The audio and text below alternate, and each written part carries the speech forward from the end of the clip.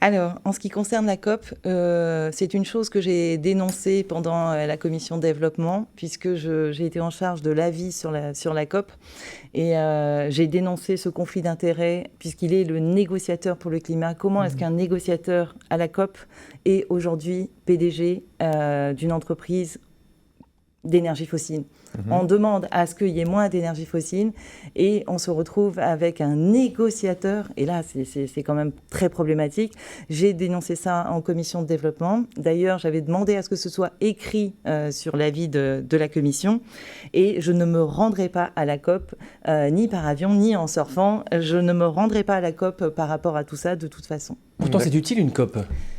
C'est utile quand il y a des choses concrètes qui sont dégagées à la suite. Il y a un exemple concret, c'est le fonds sur les pertes et dommages qui a été confirmé hier, mais Absolument. sans contrainte.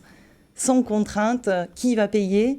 C'est un peu au bon vouloir des États membres. Est-ce que un État membre qui pollue énormément va payer plus? On n'en sait rien. Et on est dans le flou. Et moi, c'est ce qui me gêne un petit peu. Alors, je suis très contente qu'il y ait ce fonds aujourd'hui. À plusieurs reprises, je l'ai demandé en commission du développement. Mais on a ce fonds sans avoir des caractères contraignants sur ce fonds. Et ça, c'est embêtant. La clause de la vulnérabilité, elle n'est pas finie de négocier quand même. Hein. La COP n'est pas finie non plus.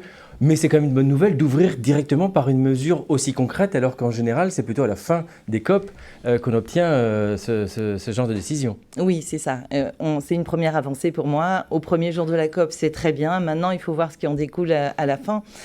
Sur la dernière COP, on a eu des promesses, mais qui n'ont pas été tenues. Donc...